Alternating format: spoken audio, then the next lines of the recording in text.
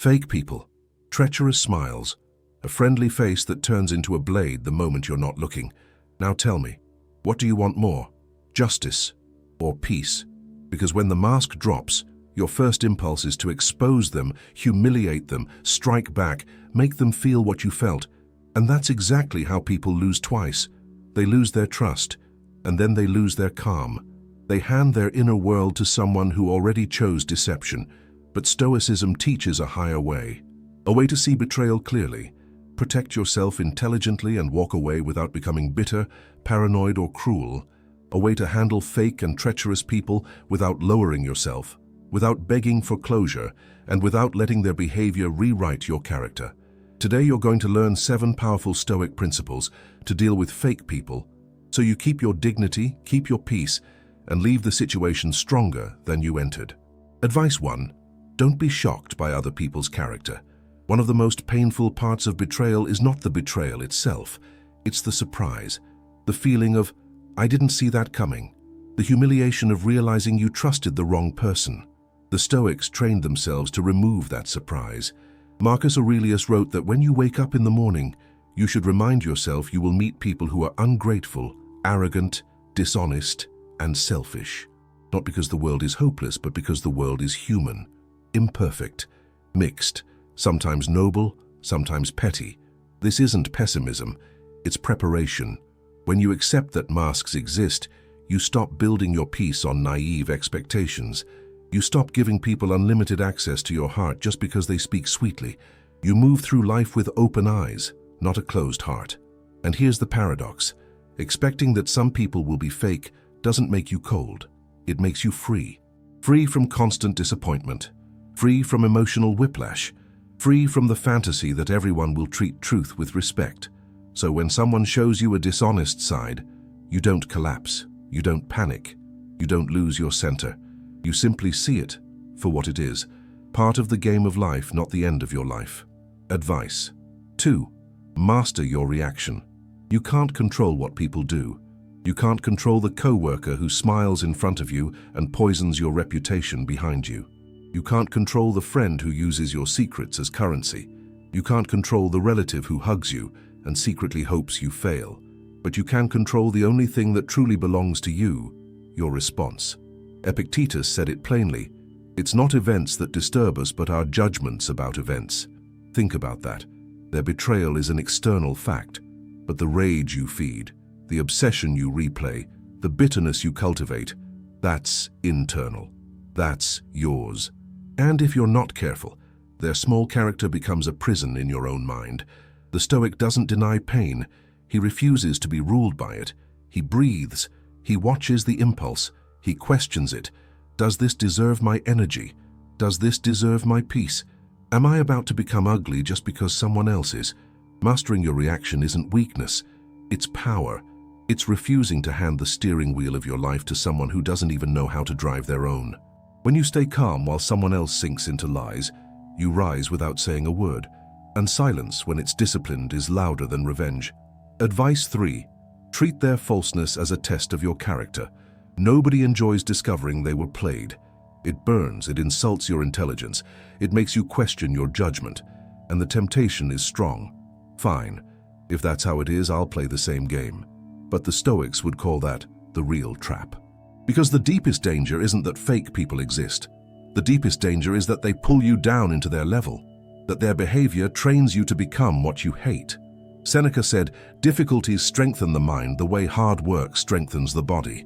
So ask yourself, what if this betrayal is weight training for the soul? If everyone were honest, virtue would be easy, integrity would cost nothing, patience would never be tested, self-control would never be needed. But in a world full of masks, staying honest becomes a rare strength. And this is the moment where your character is revealed, not in comfort, not in praise, but in disappointment, in betrayal, in the smile that hid a knife. You don't control what they did, but you control what you become because of it. And the Stoic chooses this: I will not let someone else's corruption rewrite my values.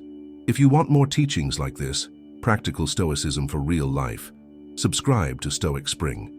Your life gets better when you build the habit of protecting your inner peace and growing in maturity every day. And now stay with me, because the next advice is where most people fail. Advice 4. Don't lower yourself to the level of the traitor.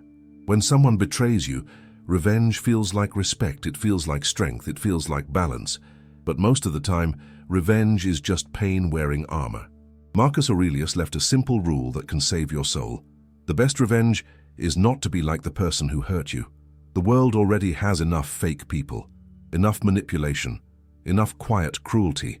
If you respond by becoming the same, you don't heal the world, you add to the disease. Stoicism isn't telling you to stay close to poison. It's not telling you to pretend nothing happened. It's telling you to protect yourself without poisoning yourself. You can cut access. You can set boundaries. You can end the relationship. You can stop explaining yourself, but you do it with self-respect, not spite. With clarity, not theatrics. With dignity, not deception. And here's something most people don't realize. Fake people are disturbed by someone they can't drag into the mud. Your calm is a mirror that exposes their chaos. Advice 5.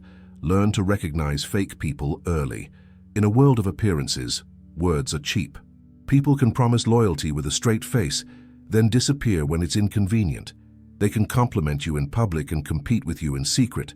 They can call you brother and still hope you lose. So the Stoic learns to watch actions, not speeches. If you want to know someone's character, don't study their performance. Study their patterns. Watch how they treat people who can't benefit them. Watch how they behave when they're under pressure. Watch how they react when they have an opportunity to gain at someone else's expense. Watch whether their private behavior matches their public image. Fakeness rarely announces itself loudly. It leaks through inconsistency, through small contradictions, through the way they twist facts, shift blame, collect allies, and sell stories. The Stoic doesn't obsess, accuse, or create drama.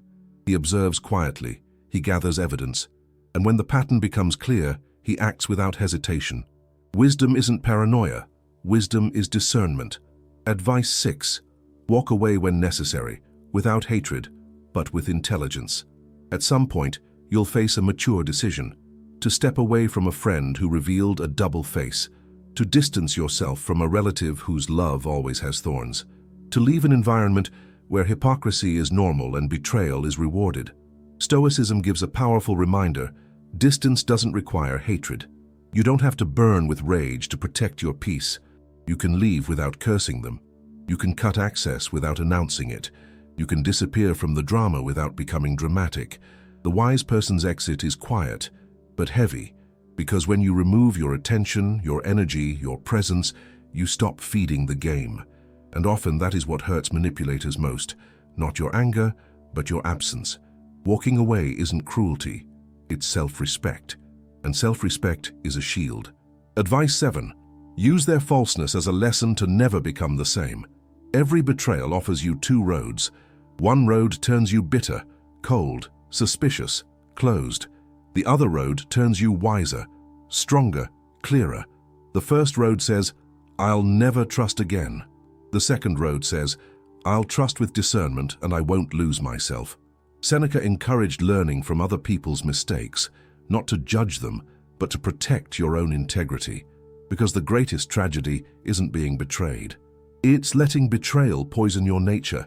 Some people, after being deceived, become deceivers. After being used, they become users. After being lied to, they start lying to survive. That's how the sickness spreads. The Stoic refuses. He turns the experience into a vow: I will not become what hurt me. I will not wear a mask just because someone else did. I will not trade my character for temporary satisfaction. And when you live that way, something incredible happens. You don't just protect yourself, you become rare. In a world of performances, authenticity becomes power. In a world of manipulation, a clean conscience becomes wealth. Dealing with fake and treacherous people will never be pleasant. They damage trust, they drain energy, they make you question humanity. But the Stoics remind us of something liberating. Other people don't control your inner world. You do. You can react like most people do. Explode, obsess, revenge, become cynical, become hard. Let their poison enter your spirit. Or you can act like a true Stoic. Expect imperfection without losing your goodness. Control your reaction without denying your feelings. Treat betrayal as training, not as destiny. Set boundaries without becoming cruel. Walk away without hatred, and use every disappointment as a lesson to deepen your integrity. The world will always have masks. Always. There will always be people who pretend, manipulate, and betray, but you don't have to carry their darkness.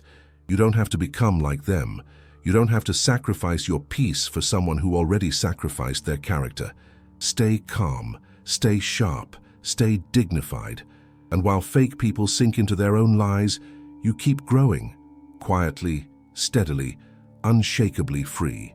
If this helped you see people more clearly and protect your peace more wisely, subscribe to Stoic Spring. Your life improves when you build the habit of guarding your inner peace and growing in maturity. And tell me in the comments, which of these 7 Stoic advices do you need most right now?